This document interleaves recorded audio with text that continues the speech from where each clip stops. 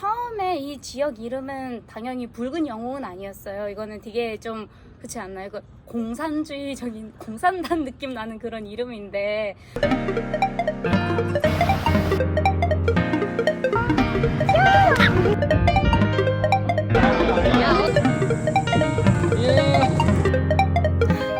네, 그러면 몽골의 수도는 바로 울란바토르죠. 여러분 울란바토르에 대해서 어느 정도 알고 계신가요? 우선 울란바토르는 제일 유명한 거는 세상에서 가장 추운 도시로 엄청 유명하죠. 뭐 북부인 만큼 겨울이 일찍 오고요. 그리고 또 좀 늦게 가요. 그러니까 상대적으로는 봄, 여름, 가을이 조금 짧은 느낌이 없지 않아 있는데, 이게 짧다라기보다는 한국 분들이 느낄 때는 한국 날씨에 비해서 짧을 뿐이지, 그 느끼는 체감 온도가 짧을 뿐이지, 저희한테는 그냥 그게 가을이고 그게 여름이고 또 그게 봄이어가지고 이게 체감적으로 느끼는 기온의 차이만 다르다고 생각해 주시면 돼요. 겨울 시즌에는 마이너스 20도가 평균이에요. 낮에 마이너스 20도가 평균이고, 그리고 나서 저녁에는 마이너스 30에서 40도가 평균으로 이렇게 왔다 갔다 해요. 그래서 저희가 딱 한 추위가 시작했을 때, 유스 시작했다. 그러니까 유스가 9이라는 몽골 숫자인데, 이제 추위의 9단계가 시작했다라고 말을 해요. A few moments later. 그래서 자리를 조금 바꿔서 이어갈까 합니다. 울란바토르를 바로 직역을 하면 붉은 영웅이라는 뜻이에요. 그래서 이 지역이 수도로 만들어진 계기를 말씀드리면 1939년에 정치, 경제, 그리고 종교의 1인자인 자느바자르라는 한국어로 몽골 이름을 말하고 현타온 흔들기겐 짜나짜르 이제 왕으로 모시면서 그 자리가, 그 땅이 선정이 됐었거든요. 그래서 처음에 이 지역 이름은 당연히 붉은 영웅은 아니었어요. 이거는 되게 좀 그렇지 않나요? 이거 공산주의적인 공산당 느낌 나는 그런 이름인데, 아시다시피 몽골은 90년대까지는 러시아, 그러니까 예전에는 소련으로 불리던 그 나라랑 아주 친밀한 사이였기 때문에 좀 소련의 영향이 좀 강한 지역이기도 했었어요. 아무튼 이건 그렇고, 처음에는 이 잔바즈라는 사람이 저희의 교황이 되면서, 교황이라면 좀 이상하긴 한데 아무튼 저는 단어를 잘 모르기 때문에 일단은 교황으로 갈게요. 그래서 그분, 라마, 그분이 그 자리를, 여기는 지금 몽골의 수도다라고, 거기서 살기 시작하니까, 그러니까 왕이 사는 곳이 수도가 되잖아요. 어느 곳이든. 그래서 그 곳 이름이 처음에는 오르거, 몽골어는 오르거라고 하는데, 오르거는 큰 집 아니면 궁정이라는 뜻이어가지고, 나는 오르거로 간다 막 이러면 나는 궁전으로 간다 이런 뜻으로 받아들였었어요. 근데 처음에는 오르거, 그리고 다음에 너밍후레, 너밍후레 뜻이 책의 장소 이 뜻이에요. 책이 많은 장소. 그래서 너밍후레, 그 다음에는 이후레, 대수도 이런 느낌으로 가고, 그 다음에 니슬후레, 니슬이 그 뜻이 수도란 뜻이에요. 그래서 지금까지, 그러니까 1924년까지는 후레라는 이름으로 그냥 말하면 사람들이 다 알았어요. 그냥 나후레, 이후레 막 이러면 수도로 가는구나 라고 생각을 했었고, 그리고 거의 30년까지, 그러니까 공산주의가 몽골로 침투하기 전까지는 다 후레라는 이름으로 몽골의 수도를 불렀었어요. 그런데 그 이후에 1924년 이후로 울란바토르로, 여기 러시아에서 울란바토르라는 이름 명칭으로 소개되면서 그냥 수도 이름이 울란바토르가 된 거예요. 그런 거죠. 한국에서는 한국어를 잘 아는 분들이나 우리 같은 경우는 대한민국이라고 부르지 막 코리아 막 이렇게 부르지는 않잖아요. 근데 한국을 세계적으로 왜 코리아라고 부르냐 하면, 이게 기록에는 대한민국 아니면 한국이라는 단어보다 코리아라는 단어가 먼저 적혀 있기 때문에 코리아가 된 거잖아요. 근데 그거랑 똑같이 울란바토르도 울란바토르라는 이름으로 소련에서 소개되면서 소련 그리고 이렇게 세계적으로 울란바토르로 기록이 되면서 울란바토르가 된 거예요. Добрый вечер, дорогие радиослушатели. Начинаем передачу из столицы Монгольской Народной Республики, города Улан-Батора. Hello, listeners. This is Radio Ulaanbaatar, broadcasting to the Far East and Southeast Asia.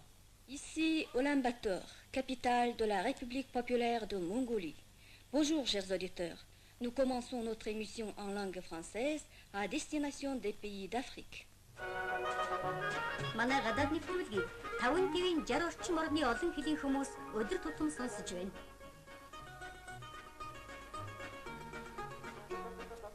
Гаван, Найроби, Торонто, Гонконг, Нью-Йорк, Лондон, Генуя, Токиогоос ирсэн захидлууд энэ байна.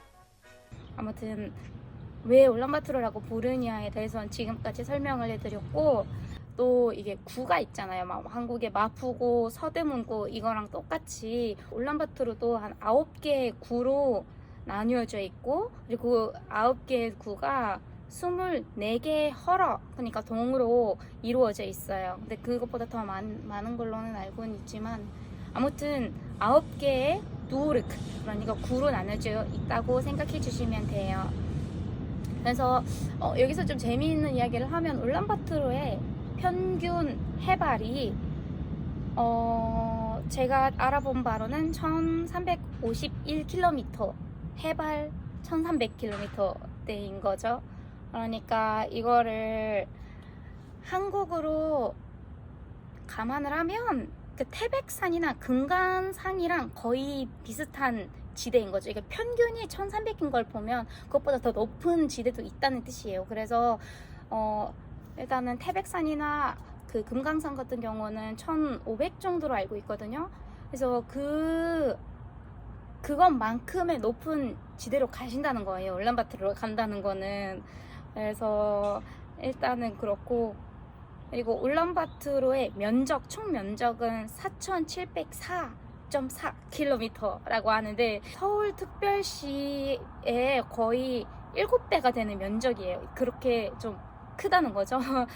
울란바토르 인구에 대해서 말씀드리면 2023년 기준으로 울란바토르에 거주하고 있는 인구는 일단 여기서 보면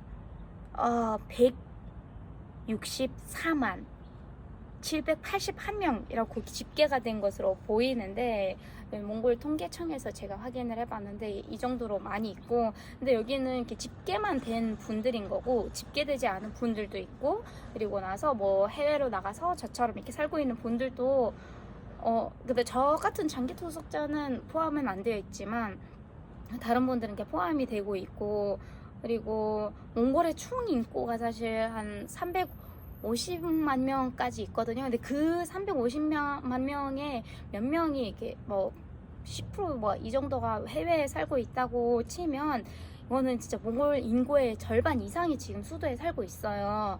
그래가지고 좀 인구 밀도가 조금 높은 편이에요. 하지만 여러분, 한국보다는 많지는 않아요.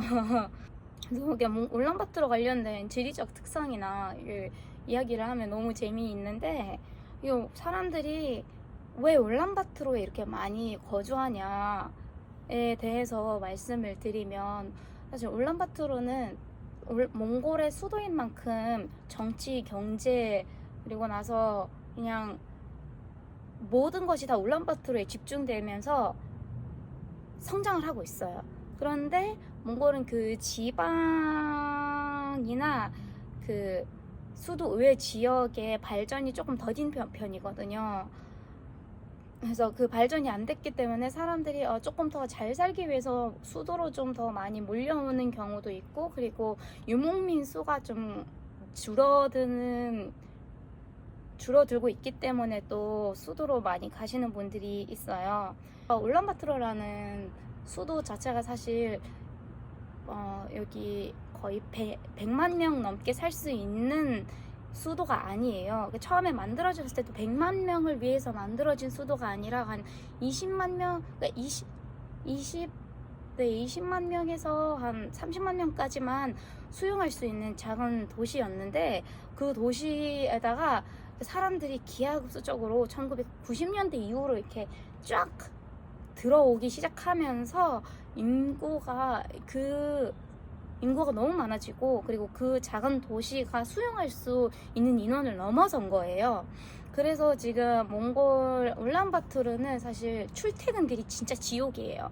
한국도 지옥철이나 지옥버스 막 이런 것도 있지만, 몽골은 그냥 그 길 자체가 지옥이에요. 그냥 뭐 걸어서 1시간 걸릴 거리를,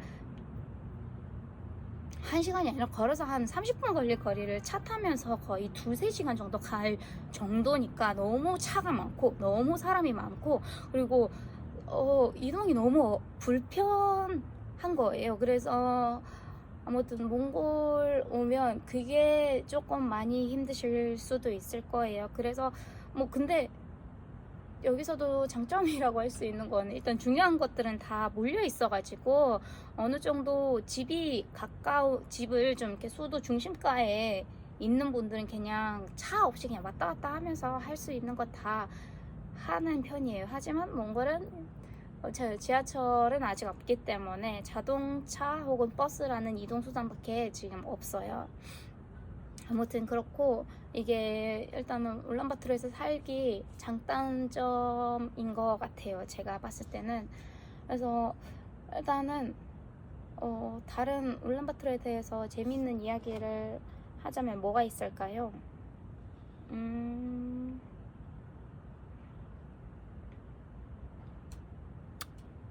아무튼 그래요. 전 사실 앉으면서 말하는 타입 아니에요. 발표를 하거나 말을 할 때도 사실 일어나서 하면 좀 더 자신감 있게 잘 하는 편이거든요.